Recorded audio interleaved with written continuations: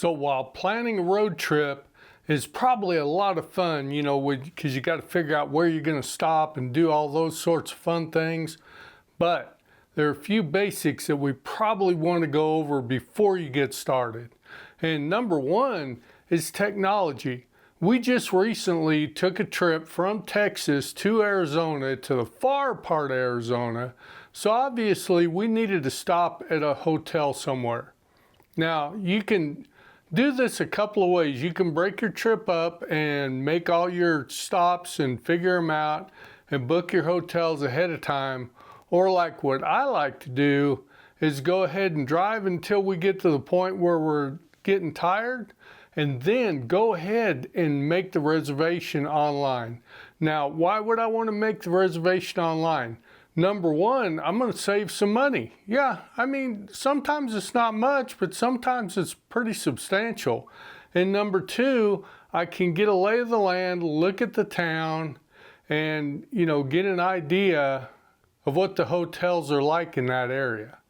So anyway, that's the way I like to do it. Not saying you have to, but being able to use technology like Hotels.com or Expedia or something like that, it's going to give you the reviews and give you the recommendations for the hotels. And that's definitely a plus, because sometimes you say, well, this looks really good for the price. But when you look at, that it's a 5.4 out of 10, well, you probably don't want to stay there, especially because it's in a town that you don't know. So anyway, number one is technology. So number two, when you're packing your stuff, if you're going for a week or something, you're going to have a couple of pretty big bags. So what we like to do is we have what's called a go bag. And the go bag is basically just got some PJs, it's got our medicines and shaving kits and things like that. And it's got a couple of changes of clothes. So that's the bag that we can just take into the motel room with us when we stop in the middle of our trip. And that saves a lot, because you're not having to lug 4 or 5 bags into a hotel room every night. So having a go bag can really save you some time and effort. So I would suggest doing that. Now, one thing you don't want to do, you don't want to overpack to the point where your car is just filled plumb up to the roof, because that can be a pain in the butt for digging things in and out, and it's just that much more to move. And what you'll find after you take a few of these trips is you really don't need a lot of the excess stuff you're going to bring. I don't know why we tend to do that, but we do tend to just bring too much stuff, right? Okay, so anyway, don't overpack and pack up a go bag before you get ready to go. So number three that you need to take into consideration, if you're traveling east to west or west to east, okay? Now, if you're traveling east to west, you're going to actually gain time and you're going to pick up daylight, which means if you're traveling, you'll be able to travel longer and farther than you will if you're traveling from west to east. So like for instance, the trip we took to Arizona, we made 660 miles the first day traveling from Texas to Arizona. And on the way back, the first day, we made 500 miles traveling from Arizona back to Texas. And a lot of that's because we don't like to travel at night. And if you can, I would suggest just trying to not travel at night. It just adds more stress. Now, some of y'all probably do like traveling at night because sometimes the traffic is a lot lighter. But for me and, my aging eyesight, it's just better for me to travel during the day.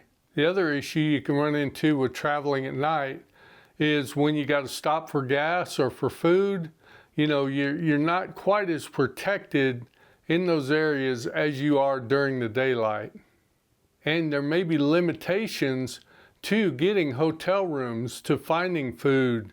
Gas, pretty much you can get 24/7, that's not a problem. But I have ran into times, especially when you run into some inclement weather or something, where it's tough to get a room if you wait until after dark to try to get it. So those are a few reasons that I would rather travel during the day.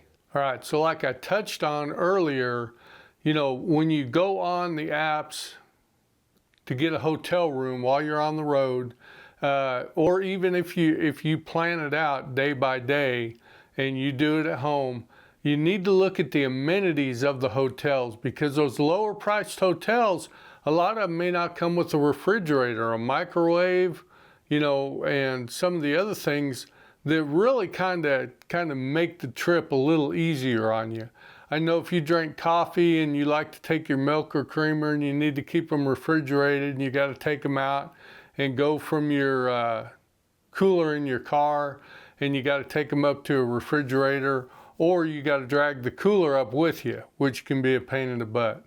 So check those amenities when you look at the price. So the lowest price is not always going to be the best deal for you. And the other thing could be, not all hotels are going to have a free breakfast. And if you're like my wife and I, we eat pretty light. Normally we just have some oatmeal or cereal or toast or something like that in the mornings. But if that's going to save us from having to go to a restaurant to get breakfast, you know, that could be $20, $25. So that price that you get knocked off for the price of the hotel room, if they don't have a breakfast, it could be the difference that you thought you were saving, you're not. Now, granted, most of your chain hotels are going to have the microwave, they're going to have the refrigerator, the TV, and the free breakfast.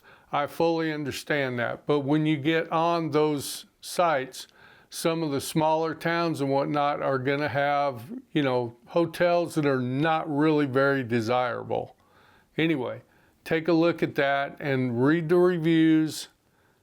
You normally don't have to read a whole lot of the reviews because they're going to be fairly redundant, but read the reviews and look at the rating. The rating for me normally tells a story.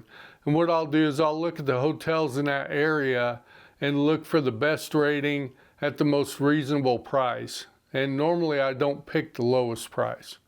And number 6 is watching the way you eat. So it's really tempting, especially on vacation, to eat 3 full meals a day. And you know, that's okay for a couple of days, but when you start going to day 3, you know, you're gonna start feeling that if you're eating, you know, full meals every day. So what my wife and I try to do is, since we're not night owls anyway, normally what we do is we go out to a bigger lunch and we eat more at our lunchtime, and then we'll take those leftovers back to the room, put them in the refrigerator, and we can use the microwave to heat them up for a later dinner. And then we can go out after we eat or before we eat. And that tends to work out pretty good for us, and that way we're not eating 3 full meals every day.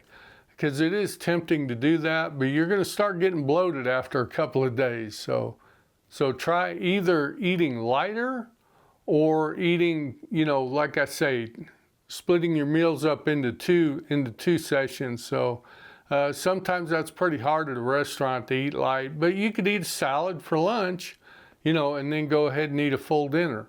But anyway, be careful about eating those 3 full meals a day, because it can really start to weigh you down.